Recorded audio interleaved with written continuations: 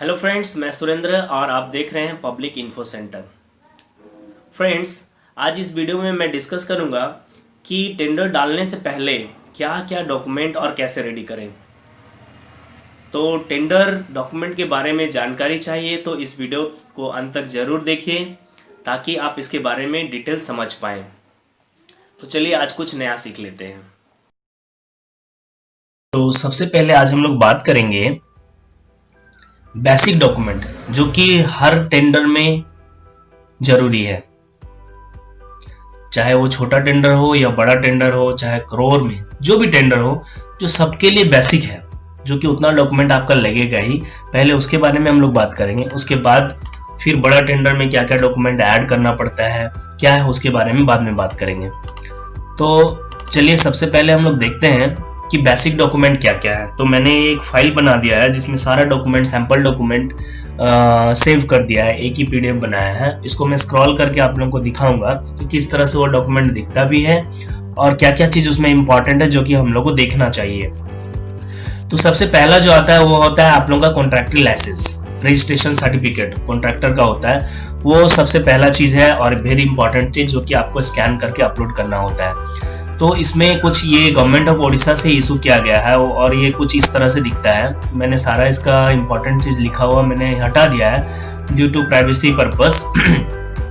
तो ये कुछ इस तरह से दिखता है, देख लीजिए। और यहाँ पे सबसे इम्पोर्टेंट चीज जो कि आप लोग ध्यान दे के देखिएगा वो है इसका एक्सपायरी डेट। देखना आपको बहुत जरूरी है क्योंकि आपका रजिस्ट्रेशन सर्टिफिकेट वैलिड है कि नहीं, कि उसका डेट पार हो गया है। तो यहाँ पे द रजिस्ट्रेशन सर्टिफिकेट आप लोग देख सकते हैं ये बॉक्स के अंदर में। यहाँ पे देखिए, the registration certificate is valid for a period of 3 years ending लिखा हुआ है यहाँ पे। ये चीज को ध्यान दीजिएगा आप लोग। जैसे कि यहाँ पे 31 मार्च 2021, मतलब ये 31 मार्च 2021 तक ही आप टेंडर इसमें डाल सकते हैं। उसका अगर एक दिन भी पार हो गया और आप अगर इसमें ये डॉक्यूमेंट अपलोड कर दिए तो आपका डॉक्यूमेंट क्या, आपका टेंडर वो कैंसिल भी हो सकता है, उसके लिए आपको पेनल्टी भी देना पड़े, या तो अगर कंपटीशन ज्यादा होगा टेंडर में तो सिंपली वो लोग रिजेक्ट कर देंगे। तो ये चीज भी ध्यान देना है कि आपका वैलिडिटी लाइसेंस का कब तक है।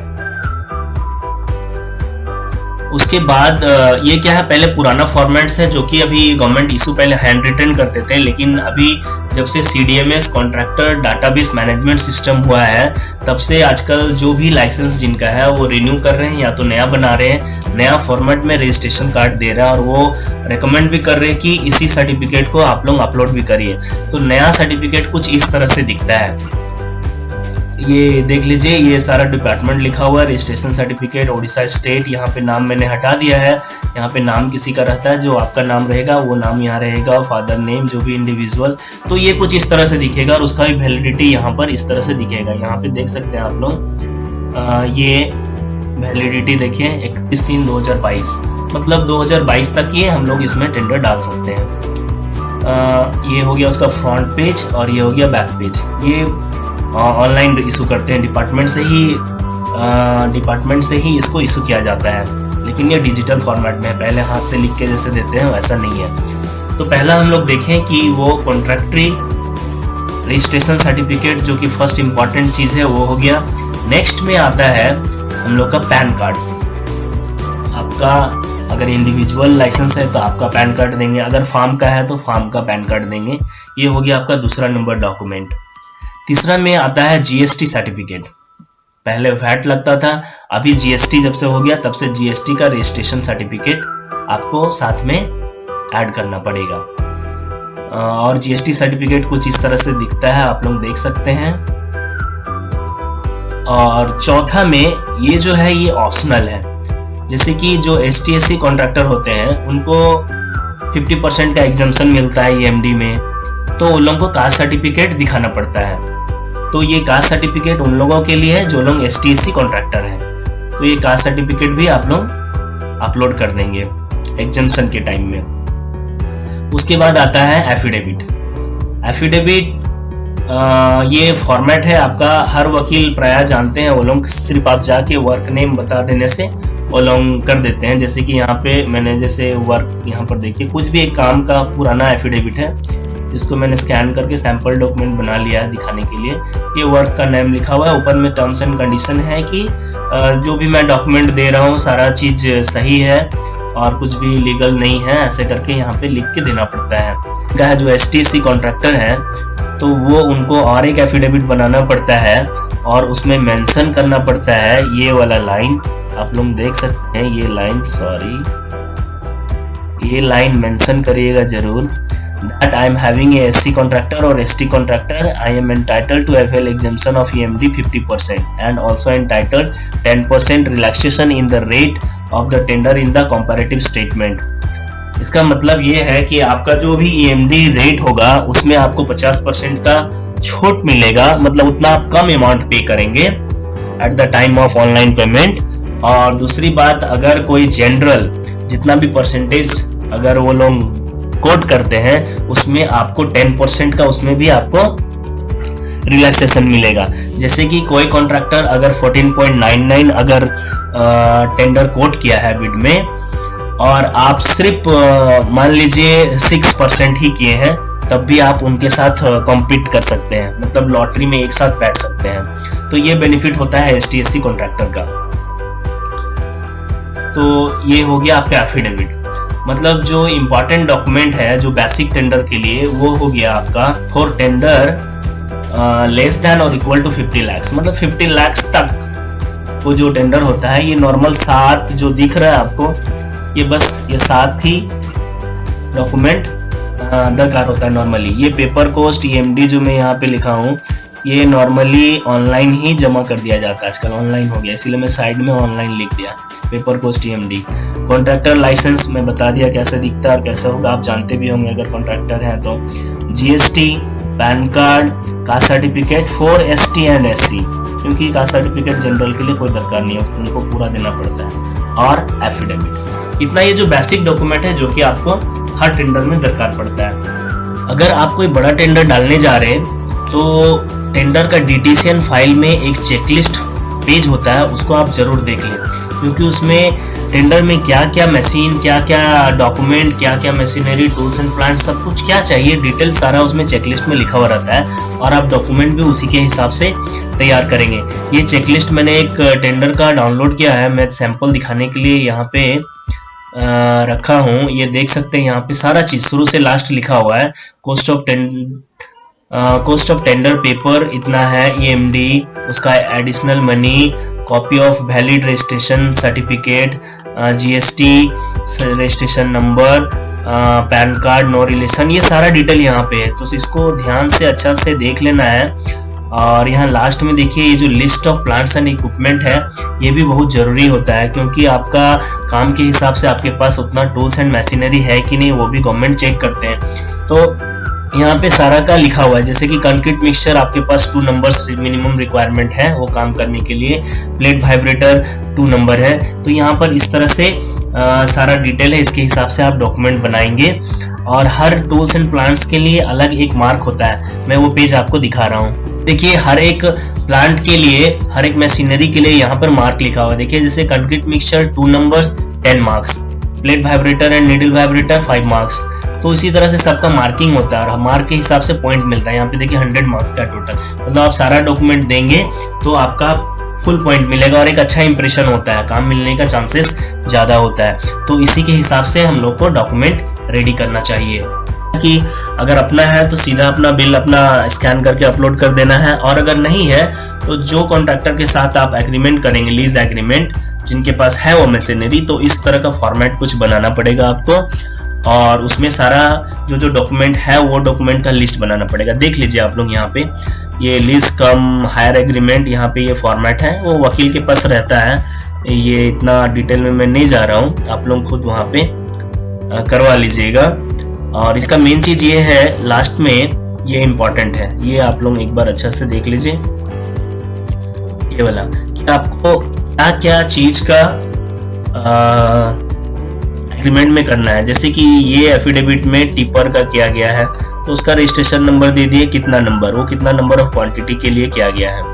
उसके बाद नीडल वाइब्रेटर, सरफेस वाइब्रेटर, उसके बाद कंक्रीट मशीन मिक्सचर, इसी के हिसाब से मतलब आपका जो काम है वो काम में किस तरह का डॉक्यूमेंट वो टेंडर में डालना है, उस हिसाब से आप एग्रीमेंट करेंगे और उसी तरह से नाम लिखेंगे। और ये राइट साइड में इधर आपको उसका नंबर ऑफ क्वांटिटी लिखना पड़ेगा। तो ये बात हुआ लीज एग्रीमेंट का। उसके बाद जो भी आप मशीनरी है अगर अपना है तो डायरेक्ट ऐसे देखिए रजिस्ट्रेशन सर्टिफिकेट ही अपलोड कर दे सकते हैं, या तो उसका कुछ इनवॉइस है या तो ये सर्टिफिकेट भी अपलोड कर सकते हैं। अच्छा, उसके बाद बड़ा बड़ा टेंडर में क्या होता है, कुछ कुछ शेड्यूल्स होते हैं जो कि हम लोग को अपलोड करना पड़ता है, जो कि बहुत जरूरी है। जैसे कि देख लीजिए, plant and equipment propose to be employed by the applicant for use in the work, क्या क्या करना है। जैसे कि नंबर 1 में यहाँ पे जैसे नंबर 1 लिखे, नेम ऑफ द इक्विपमेंट, कुछ भी आप लिख सकते हैं। यहाँ पे समझ लीजिए टिप्पर लिख दिया मैं, इसमें जल्दी जल्दी लिखने नहीं होता है, टिप्पर लिख दिया। ये नंबर ऑफ यूनिट कितना है, मान लीजिए 2 है। काइंड ऑफ मेक, ये कौन सा कंपनी का बना हुआ है, आप कुछ भी, यहाँ पे मैं टाटा लिख दिया। आप मतलब फिलअप करके प्रिंट करेंगे। उसका कैपेसिटी कितना है, नंबर ऑफ ईच, मतलब कितना कितना कैपेसिटी है दोनों का। उसके बाद equipment in hand, year of manufacturer, कब बना था, प्रेजेंट लोकेशन कहाँ है, इक्विपमेंट टू बी प्रोक्योर्ड, कितना उसका कैपेसिटी है, थ्रू लीज है कि क्या है, विद डॉक्यूमेंट्री एविडेंस फर्निश्ड, आप फर्निश कर रहे हो कि नहीं, उसका बिल, वो सारा चीज आप फिल करेंगे सीरियली और फिर ये नीचे में साइन कर देंगे। ये हो गया। दूसरा है शेड्यूल D1, ये होता है आपका वर्क एक्सपीरियंस, आप कितना काम कर चुके हैं अभी कॉन्ट्रैक्टिंग लाइन में, वो चीज यहाँ पे लिखते हैं कि आप खुद से ये नहीं बनाना पड़ता है। आप जो भी डॉक्यूमेंट, जो भी डिपार्टमेंट में काम किए हैं वो डिपार्टमेंट से आप एक्सपीरियंस सर्टिफिकेट इशू करवा सकते हैं। वहाँ वो लोग पूरा ये सब नेम ऑफ द एम्प्लॉयर सारा डिटेल फिल करके यहाँ पर वो लोग पूरा एक सर्टिफिकेट निकालते हैं। मैं लास्ट में दिखा दूंगा सैंपल। और यहाँ पे डिपार्टमेंट अपना सील और सिग्नेचर यहाँ पे करके आपको प्रोड्यूस करता है, तो वो सर्टिफिकेट को स्कैन करके आप अपलोड कर पाएंगे। उसके बाद है ये देखिए सैंपल उसका, ये कुछ इस तरह से दिखता है। ये पोर्ट्रेट में हो गया, ठीक से नहीं दिख रहा, लेकिन ये कुछ इस तरह से है। यहाँ पे लिखा हुआ रहेगा इस जगह में नाम वगैरह, काम का नाम, फिर आपका कितना वैल्यू है, क्या है, सारा कुछ लिखा हुआ रहेगा। उसके बाद आता है वर्क एक्सपीरियंस। ये है list of similar nature of work. हाँ, इसमें कुछ कुछ ऐसा होता है जैसे कि आप जिस तरह का काम में पार्टिसिपेट करना चाह रहे, तो उसी तरह का काम आप पहले से कर चुके हैं कि नहीं। सिमिलर नेचर ऑफ वर्क, इसका मतलब वही होता है, सिमिलर नेचर ऑफ वर्क। ये जो है ना सिमिलर नेचर, मतलब उसी तरह का। सपोज मैं अगर बिल्डिंग काम का कुछ टेंडर डाल रहा हूँ तो बिल्डिंग काम पहले से मैंने किया है कि नहीं, वो चीज को देखना चाहते हैं डिपार्टमेंट की, वेदर यू आर एक्सपीरियंस्ड और नॉट, काम कर पाएंगे कि नहीं। तो उसके हिसाब से सिमिलर नेचर कुछ अगर है आपके पास, किए हैं तो ठीक, और एल्स नील लिख के आप अपलोड कर देंगे। उसके बाद आता है शेड्यूल। शेड्यूल ये एक बहुत छोटा डॉक्यूमेंट है लेकिन बहुत इंपॉर्टेंट भी है, क्योंकि ये इसमें ना आपको कुछ अलग से किसी वकील से बनाना है ना कुछ, ये खुद से करना होता है। सिंपली ये जो DTCN में ही मिल जाता है ये डॉक्यूमेंट, बस वहाँ उसे डाउनलोड कर लेना है, वो पेज को प्रिंट कर लेना है और यहाँ पे आइदर एस को आप काट देंगे या तो नो को टिक कर देंगे, दोनों में से कुछ करेंगे। जैसे कि मैं येस को यहाँ पे काट दे रहा हूँ, तो ऐसे काट दिए। इसका मतलब यही होता है कि आपका कुछ अगेंस्ट में कुछ भी केस कभी नहीं हुआ है, कभी कुछ भी डिफॉल्टर नहीं हुए हैं। ऑल दिस थिंग्स यहाँ पे मेंशन किया हुआ पॉइंट यहाँ पर पढ़ भी सकते हैं, 1 2 3 4 अपना डिटेल आराम से। और फिर लास्ट में ये सारा काट करने के बाद लास्ट में फिर यहाँ पर सिग्नेचर कर देना है, इस जगह पे सिग्नेचर करके बस उसे स्कैन करके अपलोड कर देना है। ये शेड्यूल एफ ये है एफिडेविट का फॉर्मेट। नॉर्मल जो होता है एफिडेविट वो यहाँ पे लिखा हुआ रहता है, इसके हिसाब से आप वो सारा बना लेंगे, अपना फॉर्म का नाम वगैरह यहाँ पे डाल देंगे, बाकी कंडीशन सब सेम रहेगा और सिग्नेचर करा लेंगे। शेड्यूल जी में existing commitment of ongoing work. अगर आप अभी काम कुछ आपका हाथ में है जो कि कंप्लीट नहीं हुआ है तो उसका डिटेल यहाँ पे आपको फिल करके देना पड़ेगा, यहाँ पे आपको भरना पड़ेगा, भर के यहाँ पे नीचे साइन करके देना पड़ेगा। उसके बाद work experience, list of works executed during last 5 years। ये बड़ा बड़ा टेंडर में एक्चुअली ये सब मांगता है, ये छोटा टेंडर में नहीं मांगता है। वो एबव 2 करोड़ 3 करोड़ का काम होने से इस तरह से लास्ट 5 year का फाइनेंशियल पोजीशन कॉन्ट्रैक्टर का देखते हैं कि वो कैपेबल है कि नहीं, टेंडर काम करने के लिए कर पाएंगे कि नहीं। उसके लिए तो आप जब अपना जो ऑडिट हम लोग करवाते हैं ऑडिट अपना करवाते हैं उसमें ये पता चल जाता है।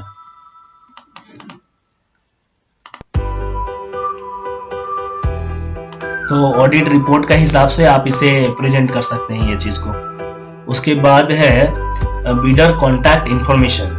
तो यहाँ पे नेम ऑफ द बीडर, अपना नाम, आप कौन सा क्लास के हैं, बी क्लास, ए क्लास, सी क्लास, स्पेशल की क्या जो भी, अपना address, telephone number, email ID सारा देके एक साइन कर दिए, बस हो गया। तो ये रहा सबसे मतलब क्या बोलेंगे जो नॉर्मल डॉक्यूमेंट्स जो कि यहाँ पे पूछा जाता है। तो इसका एक हम लोग समरी देख लेते हैं।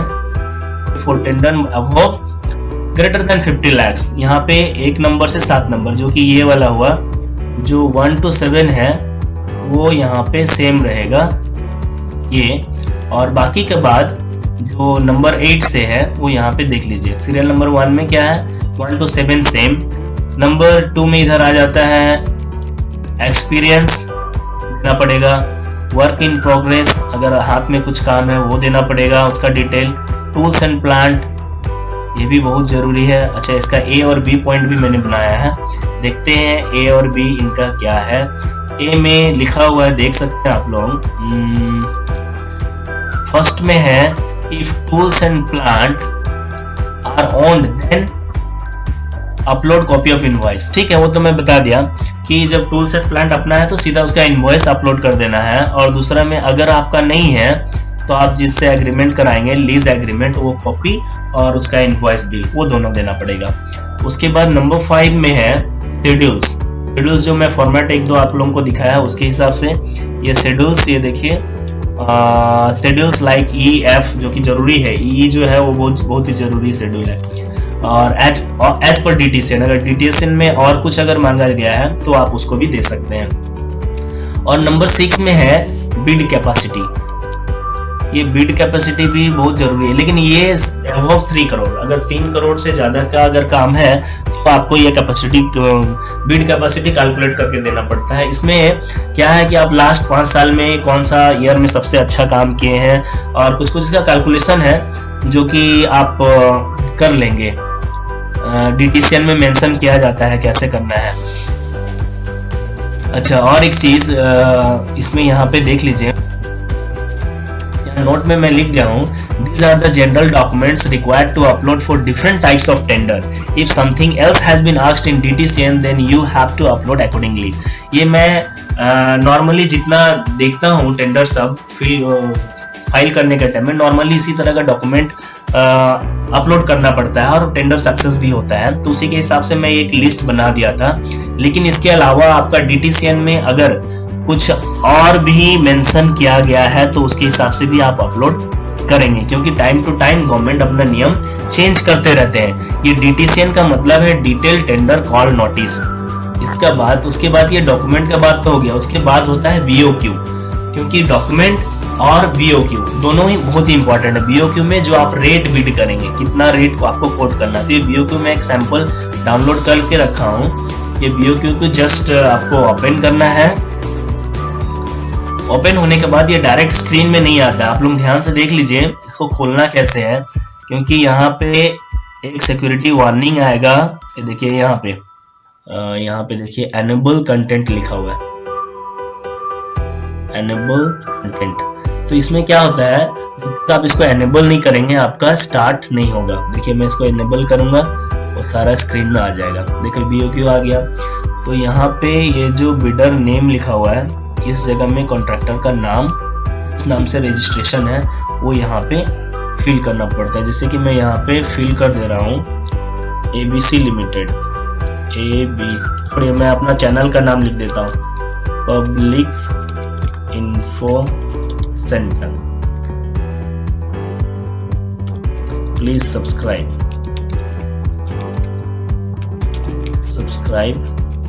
My channel, public info centre please subscribe my channel में लिख दिया। यहाँ पे आप कॉन्ट्रैक्टर का अपना जो नाम है वो लिखेंगे, या तो जिस नाम से आपका रजिस्ट्रेशन है, फार्म का नाम से है तो फार्म का नाम लिखेंगे। उसके बाद सीधा यहाँ पे डिटेल देख लीजिएगा। ये सारा मैं फटाफट कर दे रहा हूँ, वीडियो बहुत लंबा हो जाएगा और आजकल सभी के पास सब कुछ है लेकिन टाइम नहीं है। तो लास्ट में पूरा लास्ट कॉलम में आएंगे, यहाँ पर कोट रेट इन फिगर्स, यहाँ पे सेलेक्ट लिखा हुआ है, यहाँ पे क्लिक करेंगे। एक्सेस और लेस। अगर आप एक्सेस में डालना चाहते हैं तो एक्सेस में, या तो लेस में डालना चाहते हैं तो लेस में। आजकल तो ज़्यादा टेंडर लेस में ही जाता है और पूरा आखिरी जाता है। आप लेस में क्लिक करेंगे, यहाँ पर फिर कोट करेंगे सपोज 14.99 लॉटरी में बैठनी है। तो आजकल इतना कंपटीशन हो गया, कॉन्ट्रैक्टर बहुत बढ़ गए और काम बहुत कम हो गया। तो इस तरह से आप कोट कर लेंगे। उसके बाद इसको सेव करना है। सेव लिखा हुआ है यहाँ पर, ये वाला सेव का लोगो बना हुआ है, या तो फाइल में जाके सेव कर सकते हैं। उसमें बस क्लिक कर देने से वो अपने सेव हो जाएगा। यहाँ पे मैसेज आएगा, देख लीजिए सेव हो गया। उसके बाद क्लोज कर देना है। Do want to save your changes, save में क्लिक कर देना है। तो क्या सेव हो गया। तो ये हो गया हम लोग का डॉक्यूमेंट का बात, और ये हो गया BOQ। ये दो चीज इंपॉर्टेंट हो गया। अब इसमें और एक बात मैं इसमें जोड़ना चाहता हूं जो कि भी बहुत जरूरी है, क्योंकि जब आप डॉक्यूमेंट बनाते हैं तब उस टेंडर में कितना सारा फोल्डर मांगा गया है।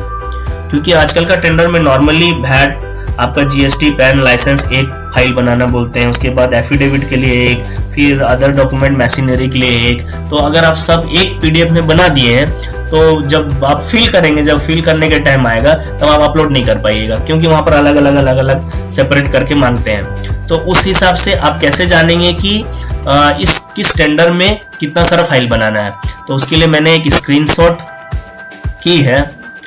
वो स्क्रीनशॉट में मैं दिखा रहा हूँ। यहाँ पे देखिए, ये एक जैसे कोई भी टेंडर खोलने से आपका इस तरह से कुछ दिखेगा।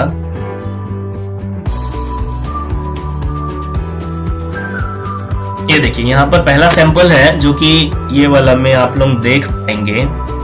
इसमें देखिए यहाँ पे cover information, number of covers 2, मतलब यहाँ पे 2 कवर है। एक आपका हो गया डॉक्यूमेंट के लिए, ये देखिए ये इतना हो गया आपका डॉक्यूमेंट के लिए एक PDF, और BOQ के लिए एक PDF। मतलब 2 बार आपको अपलोड करना पड़ेगा, 2 अलग अलग फोल्डर हो गए। और दूसरा सैंपल मैं दिखाता हूँ।